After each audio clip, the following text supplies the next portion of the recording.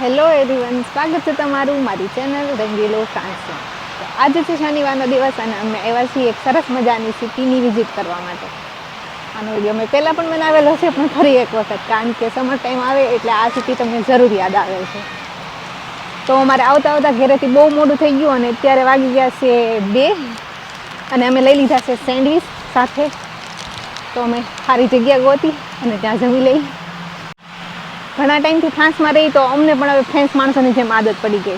તમે અહીંયા જવો ને તો તમને કોઈ પણ જગ્યાએ જ્યારે જમવાનો ટાઈમ હોય, જ્યારે જેમ કે સાંજ હોય, બપોર હોય, તો કોઈ પણ ટાઈમ હોય, કોઈ પણ જગ્યા હોય, તમને પબ્લિક ખાતી હોય એવું જોવા મળે છે. અહીંયા તમે જોવો તો જ્યારે જમવાનો સમય થાય, સાંજ હોય કે બપોર હોય, કોઈ માણસ ગમે ત્યાં હોય, ટ્રેન હોય, રસ્તો હોય, સમય થાય એટલે જમી લે છે. એવી રીતે અમને પણ આદત પડી ગઈ છે હવે. તો અમે લઈ લીધા છે 2 સેન્ડવિચ હારે અને ગોતી છીએ સારી જગ્યા મળી જાય એટલે જમી લઈ. તો અમે આ જગ્યા પસંદ કરી છે અને અહીંયા આપણે નાખશું આપણા આ છે વિસ્તારાબેનની ચાદર, જેને આપણે પાથરી અને ઉપર બેસી જાવ. અમે જેટલી એરલાઇનમાં ટ્રાવેલ કરેલ છે ને એ બધી એરલાઇનની એક ચાદર છે અમારી પાસે યાદ રૂપે કે અમે આ ફ્લાઇટમાં ટ્રાવેલ કરેલું. બહુ પવન છે અને આ આવી ગયા છે આપણા 2 સેન્ડવિચ. તો અમને સારી જગ્યા મળી છે, તો હવે આપણે કરી લઈશું ભોજન. તમને સેન્ડવિચ કહી તો તમને આપણે પેલા ઓલા સેન્ડવિચ યાદ આવે, આપણે પેલા સોરસ આવે બ્રેડવાળા, શું કહેવાય, ટ્રેડિશનલ સેન્ડવિચ. એ સેન્ડવિચ અહીંયા તમને જોવા નથી મળતા.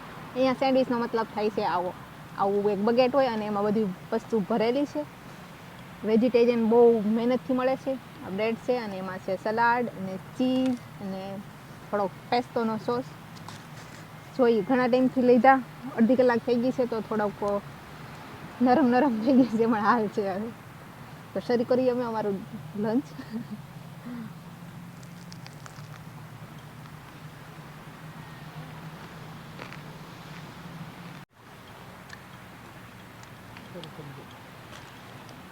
આવ્યું છે અમારી યારે લંચ કરવા માટે, અમારો સાથ આપવા માટે, પણ ખાતું નથી.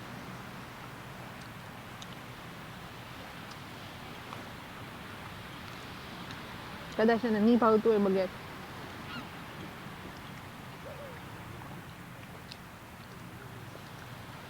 મસ્ત વાતાવરણ છે અત્યારે, પબ્લિક બધી આવી છે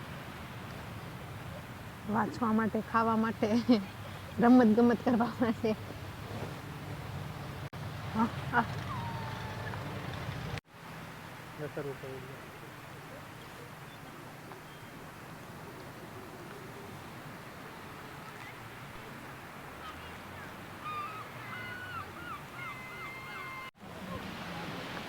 તો અમે જમી લીધા છીએ અને બેઠા છીએ 2 કલાકથી અને સરસ મજાનો બીચ છે, તો એને એન્જોય કરીએ છીએ. અહીંયા પબ્લિક બહુ વધતી જાય છે. અમે આવ્યા ત્યારે અડધી જ પબ્લિક હતી, અત્યારે તમે જોવો તો ડબલ પબ્લિક થઈ ગઈ છે. અત્યારે શનિ રવિનો સમય છે અને જનરલી અત્યારે ઉનાળો વેકેશન હાલે છે, બધા બાળકોને ઉનાળો વેકેશન છે એટલે બધી પબ્લિક શનિ રવિ તમને અહીંયા જોવા મળે છે. પણ મને અહીંયા બેઠા બેઠા એક સારો બિઝનેસ દેખાય છે. તમે અહીંયા જેટલા લોકોને જોવો છો એ બધા લોકો પાસે એક સનસ્ક્રીન છે. તો કેટલી બધી ડિમાન્ડ હશે સમરના ટાઈમમાં સનસ્ક્રીનની, તમે વિચારો. અહીંયા તમે કલાક બેહો તો બેન હોય ભાઈને લગાડે, ભાઈ હોય બેનને લગાડે, પૂરી બોડી ઉપર સનસ્ક્રીન લગાડી અને સરસ મજાના બીચને એન્જોય કરે છે. ને અહીંયા એટલો તડકો છે કે મારી આંખે નથી ખુલતી અને બધા લોકો બુકું લઈને અહીંયા રીડિંગ કરે છે. ખબર નહીં એને કેવી રીતે એ રીડિંગ કરી શકતા હશે.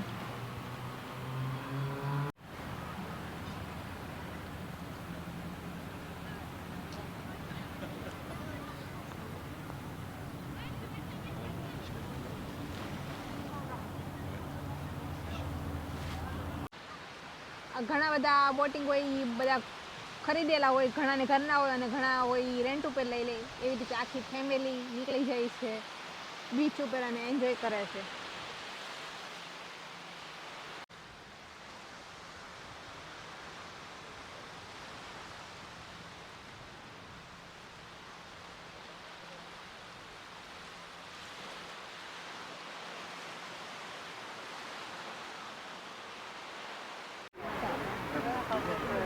તો તમે અહીંયા જોવો એવી રીતે ઘણી બધી પબ્લિક તમને તડકામાં સૂતી હોય, તડકામાં એન્જોય કરતી હોય એવી જોવા મળે છે. તમે પહેલી વખત જોવો તો તમને એવું લાગે કે તડકામાં શું મજા આવતી હશે. આપણે તો ઇન્ડિયામાં એટલો બધો તડકો હોય તો આપણે તો તડકાથી બચવા માટે કેટલું કરીએ છીએ, પણ અહીંયા એવું નથી. અહીંયા બહુ ઓછો ટાઈમ હોય કે તમને તડકો જોવા મળે છે, ખાલી ઉનાળામાં જોવા મળે છે. બાકી એટલું ભયંકર વાતાવરણ હોય કે તમે એકદમ બીમાર જેવા થઈ જાઓ એવું વાતાવરણ હોય છે. એકદમ સન્નાટો હોય છે, કોઈ અવાજ ન હોય, એકદમ સુનસાન વાતાવરણ હોય છે. તો તડકો મળે છે જોવા તો લોકો એકદમ બહુ એક્સાઇટેડ થઈ જાય છે, અને બધા બીચ, બધા સ્વિમિંગ પુલ ઉપર તમને પબ્લિક જોવા મળે છે. અને આમ પણ અત્યારે સ્કૂલમાં પણ વેકેશન છે, અને તમને બધી કંપનીમાં તમે જુઓ તો કંપનીમાં પણ બધા લોકોમાં અડધી પબ્લિક હોય એ પહેલાં વેકેશન લઈ લે, અને અડધી પબ્લિક હોય ત્યાર પછી વેકેશન લઈ લે છે. એટલે બધા લોકો ઉનાળામાં એનું વેકેશન લઈ લે છે. અને અહીંયા તમને બધી પબ્લિક જોવા મળે છે, બધી એક્ટિવિટી કરતા તમને લોકો જોવા મળે છે. બધા પબ્લિક જેનું વેકેશન હોય છે તે ઉનાળામાં જ તે લેવાનું પસંદ કરે છે. અહીંયા તમે આવો તો તમને બહુ બધી એક્ટિવિટી જોવા મળે છે દરિયા કિનારે. પણ અહીંયાના લોકો હોય એને સ્વિમિંગ બહુ સારું આવડતું હોય. જ્યારે તે સ્કૂલમાં હોય ત્યારે તે ફરજિયાત હોય સ્કૂલમાં સ્વિમિંગ શીખવાડવાનું. એટલે અહીંયા બધાને સ્વિમિંગ આવડતું જ હોય, અને આપણે જેવા હોય છે એને નથી આવડતું. તો આપણા માટે દરિયા કિનારામાં ખાલી બેસવા માટે બીજું કાંઈ હોતું નથી. તો કોઈ આવે અહીંયા, કોઈ વિદેશમાં આવે તો સ્વિમિંગ બહુ જરૂરી છે. તો સ્વિમિંગ શીખીને જવાય તો બહુ સસ્તું પણ થાય, અને તમારે સ્વિમિંગ કામ પણ બહુ લાગે.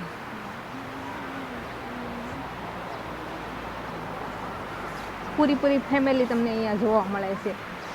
દાદીમાં, દાદા, મમ્મી, પપ્પા, બાળકો બધા. અત્યારનો સારો સમય હોય છે એટલા માટે બધા એન્જોય કરે છે, બધા ભેગા મળે.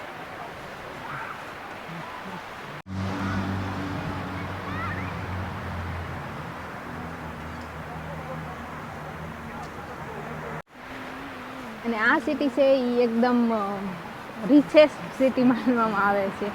અહીંયા તમે જોવો બધી બિલ્ડિંગો, બધી આ સિટીની વાઇબ જોવો તો તમને એકદમ જોરદાર વાઇબ આવે છે. અને અહીંયા બધા જે રિચેસ્ટ માણસો હોય છે એ રહે છે, એટલા માટે તમને અહીંયા આવો તો બહુ મસ્ત લાગે છે. અહીંયા તમને બધું જોવા પણ મળે છે, એકદમ લક્ઝરિયસ બધી વસ્તુ.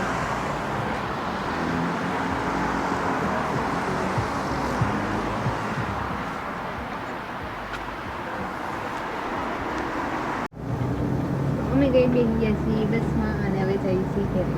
આ હતી અમારી નાની એવી ક્યુટ એવી ક્વિક વિડીયો. ગમે તો લાઈક, શેર, સબસ્ક્રાઈબ કરવાનું ભૂલતા નહીં. ફરી મળીશું આપણે નવા વિડીયો.